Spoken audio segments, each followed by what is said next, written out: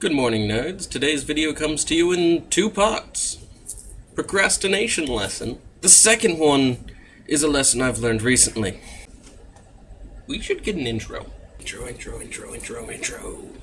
So my tip for procrastination is this. I've started using it to just every night I am starting to write down what needs to be done tomorrow at some point. And so far it's been pretty helpful.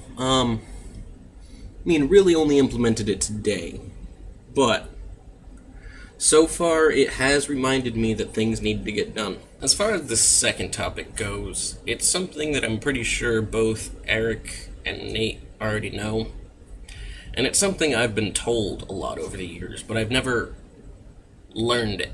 So at the end of last school year, I had a friend go through a terrible breakup, and she was traumatized, and it was terrible. And when she told me this, I was like, oh, I'm here for you, 100%. And I was like, that's good. That part, still don't have a problem with. Problem is what comes later. So as the summer progressed, I had spent a lot of time with her, but I always found myself giving. 100% of the time, I was giving. Eventually, I went to ham shots and started working full-time. So by working 6 out of the 7 days of the week, I didn't spend time with her. A lot. And she got angry and was like, hey, where are you? And I was like, I'm working. To me, that was a perfectly reasonable response. I can't do it because I'm working. But at the same point, I had gotten fed up. I had gotten to the point where I just couldn't stand giving all the time. And it never really clicked with me that this was the problem. And eventually she sent me another message.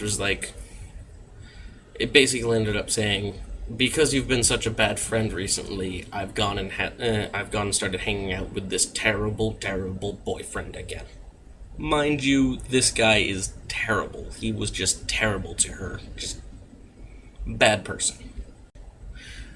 And to me, that was like a gamer coming up to me and saying, by the way, just letting you know, but because you haven't come to game night last week, I started doing crystal meth. Skip forward a few weeks, and so she was like, hi.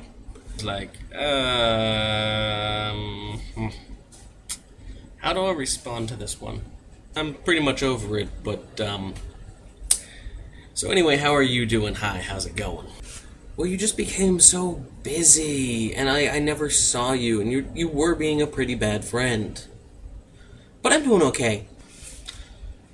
Sorry, one small thing here. I had a job 6 days of the week, so it went back and forth, but we eventually went more into the fighting instead of the conversation about, how you doing? I came away from this thinking, well, she's clearly the one at fault. She was rude a lot of the time, mean, and I came away thinking that it was her fault, and that the blame was hers to deal with.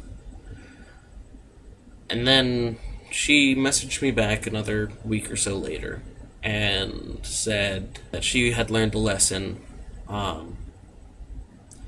So when she said that she had learned a lesson from all of this, I sort of started to realize that there was a lesson for me in it too. And the lesson that I sort of got was that the blame was not in any way how I had previously thought of it as 100% hers. And it actually was a lot on me.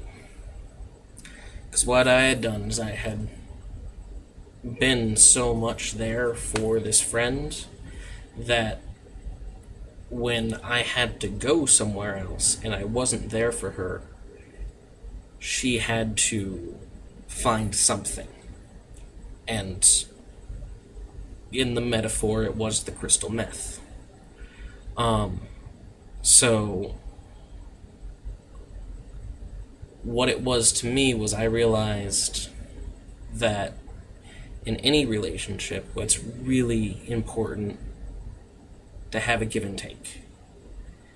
And, there might be times when this person really needs something. And it's okay that you go ahead and give them a lot. Give 100% of yourself. That is perfectly fine.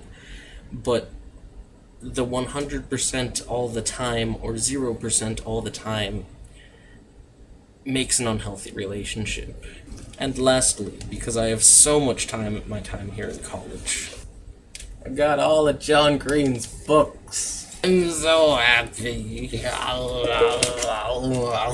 I read this in 2 days, The Fault in Our Stars. My god, amazing, amazing, amazing book. I will see you nerds later, and you will see me Friday watching a Barbie princess movie.